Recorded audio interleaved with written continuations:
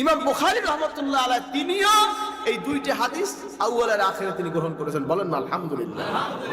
কত বড় জ্ঞানী মানুষ ছিলেন তিনি, সুবহানাল্লাহ। কত বড় বিজ্ঞ জ্ঞানী, কত বড় আশেক রাসূল তিনি। মদিনা শরীফে আল্লাহর নবীর তিনি এত বড় আশেক ছিলেন। আল্লাহ হাবিব সাল্লাল্লাহু আলাইহি ওয়াসাল্লামের রওজা শরীফের উত্তর পাশে, মসজিদ নববী শরীফের উত্তর পাশে ওখানে একটা মসজিদ আছে, মসজিদে ইমাম বুখারী। যারা হাজী সাহেব গেছেন তারা হয়তো বা দেখেছেন, অনেকে দেখেছেন মসজিদ ইমাম বুখারী, একটা গম্বুজ একটা মিনার, মসজিদ জোড়া গম্বুজ। সেখানে ইমাম বুখারী রাহমাতুল্লাহ আলাইহি ওখানে অবস্থান করেছেন। ওখানে বসে বসে তিনি হাদিস বুখারী শরীফ লিখেছেন। সারা পৃথিবীর দেশ বিদেশ তিনি সফর করেছেন। একটা ঘটনা বলবো কত সাধনা তার, কত সাধনা। একবার তিনি সাগর পথে রওনা হয়েছেন। হঠাৎ তখন তো স্বর্ণ মুদ্রার প্রচলন, তখন ওই আমাদের দেশে টাকা, যে কাগজের টাকা এই প্রচলন ছিল না, স্বর্ণ মুদ্রা। তিনি রওনা হইলেন।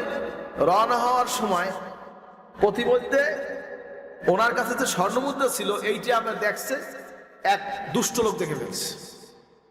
দেখে এখন সে বলে কি আমার এতগুলো স্বর্ণ হারাম গেছে। বুঝছেন তো, ইমাম বুখারী তো গুনতে আছে কয়টা স্বর্ণ মুদ্রা হাতে আছে, অর্থাৎ ইমাম বুখারী রাহমাতুল্লাহর কাছে কত টাকা আছে, স্বর্ণ আছে, এটা সে হিসাব করতেছে। ওই চালাকে পাশে করে হুক্কা দিয়ে দেখে ফেলাইছে। বলে কিছু শয়তান আছে না, কেউ যদি পকেটে মোবাইল থাকে, মোবাইল যদি কেউ বাইর করে তবে মোবাইলটার উপর টার্গেট করে না, ফুট করে চোরে আপনার মোবাইলটা বাইর করে লইয়ে যায়। পকেট মার যাদেরকে বলা হয়, আছে না? কি আছে? টাকা গুনছে, ব্যাংকে গুনে দেখবেন বাইরে এলে ওর পিছনে কিন্তু পকেট মার সন্ত্রাসী বলেন, ডাকাত বলেন, ওর পিছনে কিন্তু লাইন দেয়, ঠিক না? যেখানে সুযোগ পায় সেখানে আপনার এই টাকা বলেন, পয়সা বলেন রেখে দেয় কিনা? ঠিক ইমাম বুখারী রাহমাতুল্লাহ এইরকম পালায় পড়েছে। ইমাম বুখারী রাহমাতুল্লাহ আলাইহি তিনি রওনা হয়েছেন, এক দেশ থেকে আরেক দেশে যাচ্ছেন। তিনি এই হাদিস সংগ্রহের জন্য বিভিন্ন পৃথিবীর বহু রাষ্ট্র তিনি সফর করছেন। এরপরে সফর করার সময় হঠাৎ করে আপনার পথিমধ্যে ওই জাহাজে বসে তিনি গুনতেছে, ওই স্বর্ণ মুদ্রাগুলো গুনতেছে কয়েনের মতো। বিভিন্ন জাদুঘরে দেখবেন, এই আরবের বিভিন্ন জাদুঘরে, এই ইস্তাম্বুলের জাদুঘরে, বিভিন্ন জাদুঘরে এরকম স্বর্ণ মুদ্রাগুলো আছে। ওসমানী আমলে, খোলাফা রাশিদিনের আমলে, এবার বিভিন্ন খেলাফতের সময় যে আপনার ওই স্বর্ণ মুদ্রা, রৌপ্য মুদ্রা ব্যবহার করা হতো, এগুলো সব এখন সংরক্ষিত আছে। হাজিরিন, এরপরে কি হইল? এখন ও যখন দেখে ডিক্লেয়ার দিল যে আমার এত টাকা হারান গেছে, আমার এতগুলো স্বর্ণ মুদ্রা হারান গেছে। ইমাম বুখারী কইতে খাইছে, যদি আগে চেক করে যদি আমাকে বলে, অথচ ইমাম বুখারীর টাকা ওটা, ইমাম বুখারী তার নিজের সঞ্চয়কৃত আপনার এই স্বর্ণ মুদ্রা, অথচ সে বলতেছে আমার হারান গেছে, সবাইকে সার্চ কর। ইমাম বুখারী করলেন কি, হঠাৎ তার মাথায় আসলো, যদি আমাকে ওরা পকেট সার্চ করে আমার টাকা, ও হিসাব জেনে গেছে আমার কাছে কয় টাকা আছে, ও যদি বলে যে এই টাকাটা আমার টাকা, ও আমার থেকে লুট করে নিয়ে গেছে, এই যদি সে প্রমাণ করার চেষ্টা করে, তাহলে আমি এত বছর ধরে সাধনা করলাম, হাদিসের জ্ঞান সারা পৃথিবী থেকে আমি সংগ্রহ করলাম, এই বিষয়গুলি তাহলে কি হবে? এই বিষয়গুলি হবে এইটা যে আপনার আমি চোর হিসেবে যে সাব্যস্ত হই, তাহলে আমার এই হাদিস কেউ গ্রহণ করবে না, আমার গায়ে একটা কালিমা থাকে। আমার স্বর্ণের দরকার নাই, রাসূলুল্লাহর হাদিস এইটা আমার দরকার। জাহাজের পিছনে দিয়ে আসতে পকেট দিয়ে বার করে দিয়েছে, সব হালাই সাগরে ফেলাই দিচ্ছে। কোথায় ফেলাই দিচ্ছে? সাগরে। আর সব শ্বাস করছে কেন্দ্রে টাকা পায়, কারণ তাদের স্বর্ণ মুদ্রা নাই। আল্লাহর কি হুকুম, শেষ পর্যন্ত ওই বদমাস আইসা ইমাম বুখারী রাহমাতুল্লাহ কাছে মাফ চায়, হুজুর আমি আপনারই টাকা ছিল, টাকাটা আপনারই ছিল, আমি অপরাধ করে ফেলছি, আমি আপনার উপর তোহমত দিছি, আমার মাফ করে দেন। কন্যা সুবহানাল্লাহ। হাজরিন, এভাবে করে তার হাদিস সংগ্রহ করছে।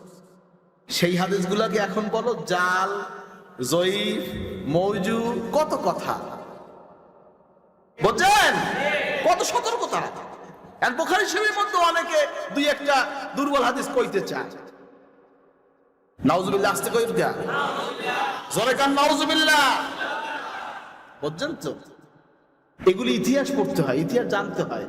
কোন ইমাম কিভাবে হাদিস সংগ্রহ করেছেন, কিভাবে চলেছেন, কিভাবে কি করেছেন, এই ইতিহাস যদি না জানতে পারেন তাহলে আপনি ভুলের মধ্যে থাকবেন। আপনি যারা বুখারী শরীফে যারা সনদ নিয়েছেন সকলের এই ঘটনাগুলো জানতে হবে। যারা মুহাদ্দিস হয়েছেন সকলের এই ঘটনাগুলো জানা দরকার যে আমার পীর হাদিসের পীর ইমাম বুখারী, আমার ফিকহের পীর ইমাম আবু হানিফা। ঠিক কিনা বলো?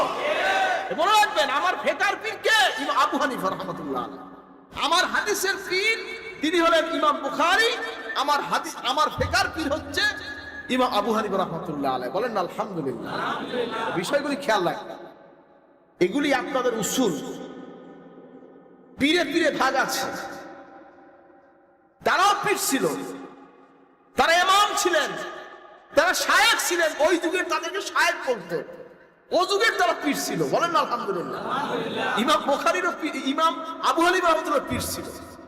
ইমাম আবু হানিফা রাহমাতুল্লাহ আলাইহি তিনি কিন্তু তাবি, তার ইমাম আপনার আনাস ইবনে মালিক তার উস্তাদ হচ্ছেন। সহজ কথা না, কিন্তু আমাদের ইমাম কিন্তু ফালাইন ইমাম না।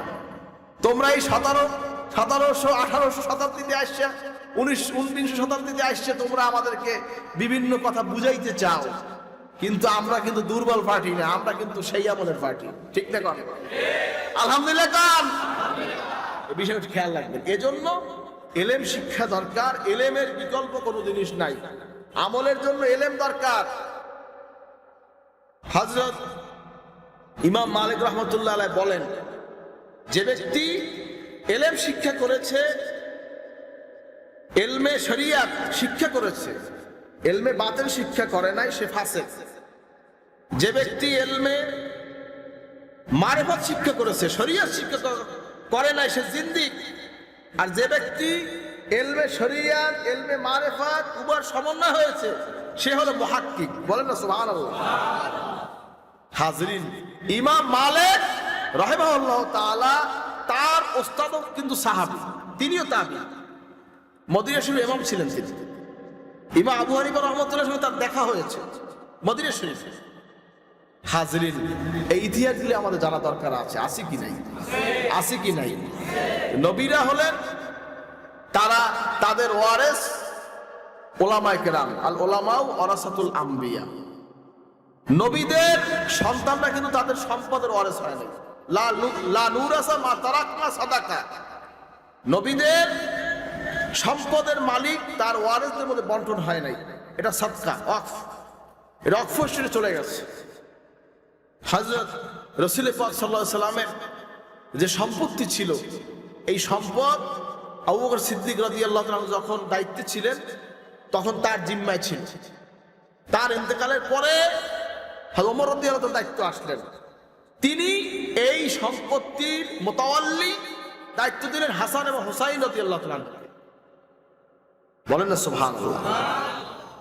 সম্পদের মালিক কিন্তু হন, পরিচালনা পেয়েছেন, ওয়াকফ স্টেটে গেছে, ওয়াকফের মুতাওয়াল্লি হয়েছে।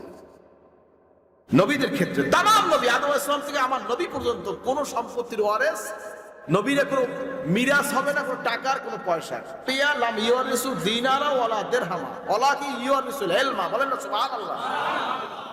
নবীরা কোনো ল্যান্ড প্রপার্টি দিনার দিরহামের মালিক নন, তারা হলেন এলেমের মালিক হচ্ছেন। বলেন না সুবহানাল্লাহ। আর এলেম কার তরফ থেকে? বলেন, এলেম কার তরফ থেকে? ওমা উতিতুম মিনাল ইলমি ইল্লা কলিলা। বলেন না সুবহানাল্লাহ। এই জন্য চেষ্টা করা, মান জাদ্দা ওয়াজাদ, চেষ্টা করা। আপনি চেষ্টা করবেন, দেওয়ার মালিক আল্লাহ। কে দেবেন? কে দেবে? কে দেবে? আল্লাহর কাছে চাবেন, আল্লাহ আপনাকে দিবেন। বলেন না সুবহানাল্লাহ। মানুষের কোনো সাধ্য নাই, মানুষের কোনো ক্ষমতা নাই, সব কিছুর মালিক হচ্ছেন আল্লাহ। আল্লাহ কাউকে এলেম দেন, কাউকে আলেম বানান, কাউকে মূর্খ বানান। বানায় কিনা? কেউ মূর্খ হয়, কিছু বোঝে না। আর মূর্খ কারে কয় বোঝেন?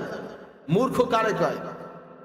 কোরআনের বিরুদ্ধে যে বলে, সুন্নাহর বিরুদ্ধে যে বলে, সে হলো বড় মূর্খ। ঠিক কিনা বলো?